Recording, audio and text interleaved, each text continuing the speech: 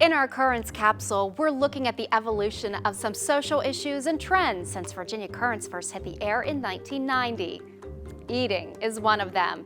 It's universal, and the food we gravitate to at any given time can be a snapshot of what's going on in the world. I talked with food journalist and historian Patrick Evans-Hylton about it. If there ever was going to be such a thing as a time machine, it would definitely be food. Whenever we take a bite of something, whenever we take a sip of something, it seems like we can magically be transported back into a certain time and place. The way that things have changed over time, there have been certain milestones that have occurred, and some of them due to pop culture, some of them due to politics, some of them due to disasters that have really shaped the way that Virginians and Americans have perceived food and enjoyed food.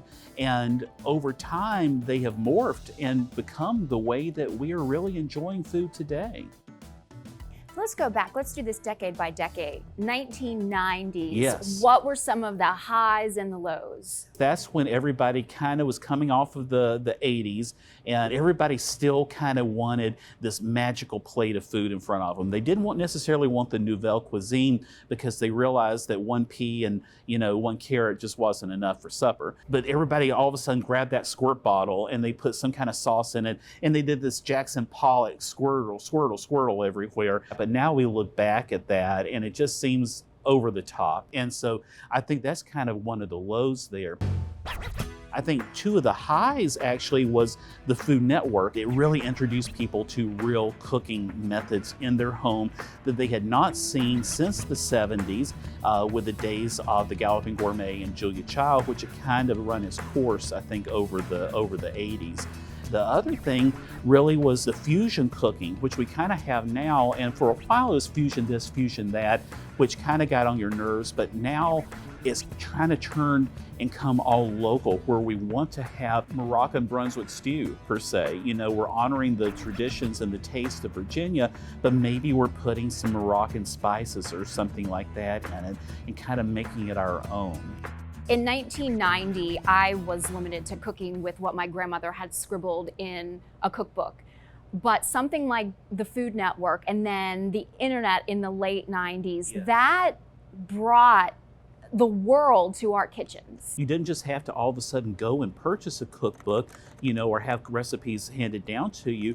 You had access, and so things opened up. The world became smaller, and so our kitchens became smaller. September 11th really Yes. changed the way that people started to want to eat. That's right. September 11th happened, and all of a sudden, like so many people, if you saw it happening on television, you'll never forget where you were and what you were doing. And I specifically remembered, like many people, thinking the world has forever changed. And it did. We wanted to redefine what it meant to be an American through the way we ate. And so all of a sudden that was getting back to the way our parents and grandparents ate, more comfort foods, more farmers markets. If you look back, that's when all these farmers markets started opening up.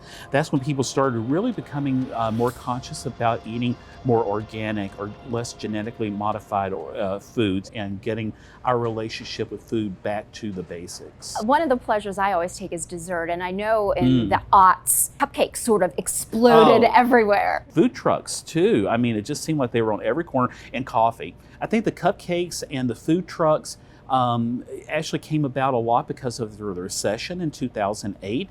People were needing to see what they could do to cut costs. And so all of a sudden you didn't have to invest in opening a whole big bakery, or you didn't have to invest in a brick or mortar restaurant. Coffee's always been one of life's greatest pleasures, but we really started to really enjoy coffee to its fullest about that time too.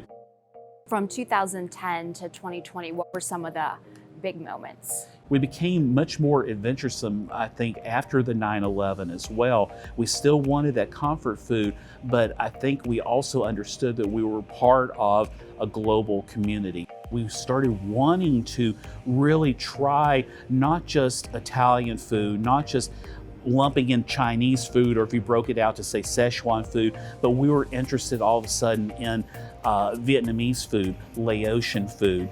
We started becoming interested in all of these different cultures and everything. And again, I think that we turn to television and we start looking at Andrew Zimmern, we start looking at Tony Bourdain and their travels, and all of a sudden we really want to understand what different cultures are eating. And in the Commonwealth, with each major city having some sort of, great area that has, some good ethnicity to it, it also made it easier for folks coming from other countries to open up restaurants for us to explore.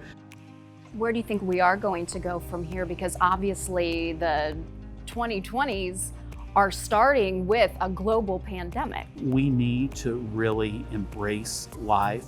We need to embrace each other. Food is at the center of that Venn diagram. Evans-Hylton says diet trends have definitely launched food movements over the past 3 decades too. From fat-free in the 90s to Atkins in the aughts, paleo in recent years, and everything in between, these plans have impacted food we buy and prepare for ourselves at home.